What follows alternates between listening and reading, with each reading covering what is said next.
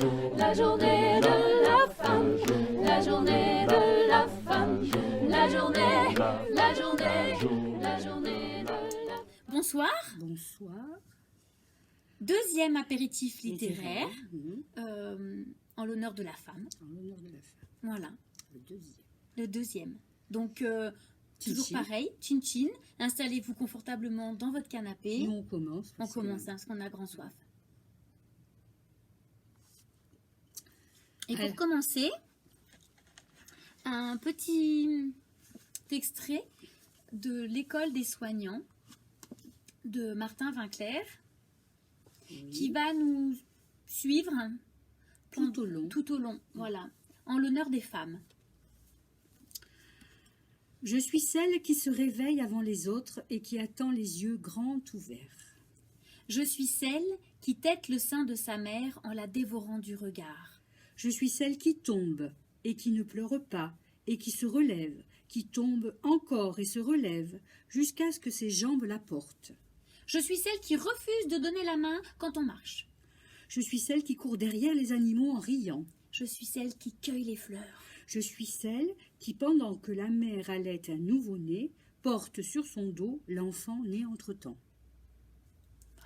Premier hommage L'école des soignantes. aux éditions Paul de Martin Winkler. Deuxième lecture. Avec le corset invisible. Eliette Abécassis et Carole Bongrand Mhm. chez Albin Michel. Voilà. C'est un manifeste pour une nouvelle femme française. Si le féminisme a été un progrès incontestable de la condition féminine, il a eu des effets pervers qui plongent la femme dans une situation historiquement inédite et invivable. La société lui inflige le défi quotidien d'être la femme parfaite, l'épouse parfaite, la mère parfaite, la salariée parfaite, le corps parfait. Rien ne lui est pardonné, tout lui est demandé et reproché. Le féminisme n'a pas seulement échoué dans sa tentative de libérer la femme en la sortant du foyer, il lui a brisé les genoux en lui imposant le champ masculin en plus de la sphère qui lui était traditionnellement dévolue, le foyer. En libérant la femme, le féminisme l'a enfermée dans une multiplicité de rôles qui sont incompatibles les uns avec les autres et même contradictoires. Travailler et s'occuper des enfants, gagner de l'argent et être épouse, faire le ménage et être séduisante le soir, être enceinte et être mince. Les femmes occupent tous les rôles. Or, ces rôles ne peuvent être tenus de façon concomitante, ni même l'un après l'autre. Aujourd'hui, la femme doit être un homme et être une femme. Personne ne peut être deux humains à la fois. Pourquoi l'exiger de la femme ? Nous avons rencontré des femmes prises au piège, mais toutes admirables par leur courage, leur volonté de s'en sortir, leur persévérance, leur générosité. Des femmes matures qui s'interrogent, des femmes qui n'ont pas envie de se résigner.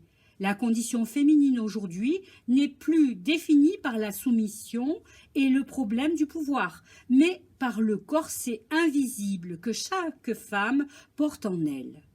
Il faut à présent qu'elle lutte pour sa survie, qu'elle lutte pour être enfin elle-même, à tout âge, qu'elle lutte contre elle-même et contre la société pour sortir du corset invisible.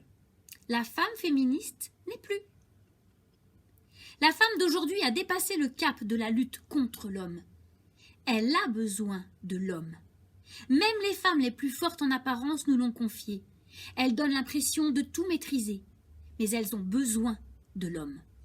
La situation de la femme peut changer, non par des actes guerriers, mais par une révolution qui doit se mener à deux. Non, cette fois, il ne suffira pas de brûler les soutiens-gorge. Il faut que la société s'engage pour défaire ce corset invisible. Pour libérer la femme, il faut libérer la société tout entière Et donc, libérer l'homme. Pour terminer notre apéritif littéraire de ce soir, une petite chanson de Juliette, notre star, une de nos stars préférées, hein, vraiment. Et c'est dans le festin de Juliette. C'est l'éternel féminin. Dans mon sous-sol crasseux où brûlent mes fourneaux, où les âmes damnées grillent de bas en haut, regardez qui est là, qui attise les flammes. Régnant sur les enfers, le diable est une femme. Rien d'étonnant, n'est-ce pas? Des brunes jusqu'aux blondes, par elles sont advenus tous les malheurs du monde. Le diable est une femme, et vous, vous en doutiez?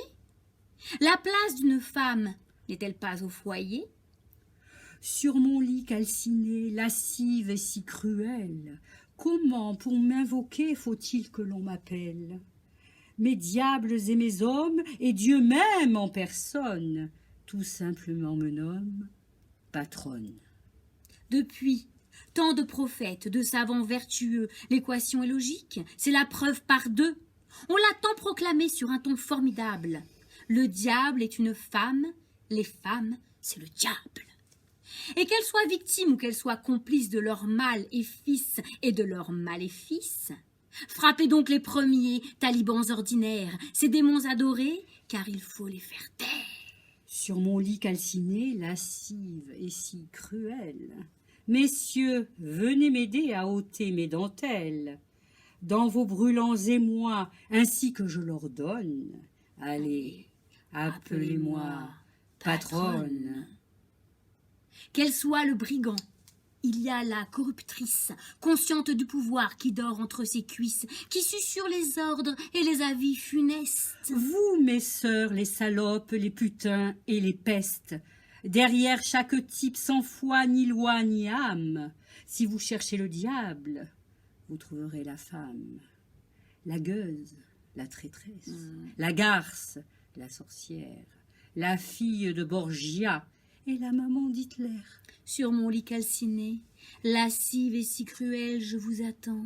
Venez, mes belles demoiselles, que votre dernier mot que la vie abandonne soit dans un soubresaut. Patronne. En attendant, je compte vos crimes et vos bassesses, tous vos pieux mensonges et vos histoires de fesses. J'encourage le vice. Je provoque les guerres, je dirige le monde, et Dieu me laisse faire. Parce que Dieu se fout bien de vos petits tourments, avec ses anges blancs dans son blanc firmament. Dieu est tellement belle, c'est une femme généreuse, mais ne vous y fiez pas, ce n'est qu'une allumeuse. Sur mon lit calciné, lascive et si cruelle, je réponds à l'appel. Et pour me faire venir d'une voix qui frissonne, il suffit de redire « patronne ». Eh bien voilà. Voilà. Notre deuxième apéritif sur la femme Voilà. est terminé. Nous vous donnons rendez-vous demain, même heure, même endroit, Sur la chaîne YouTube, Bibliothèque de La Calian. journée de la femme, la journée de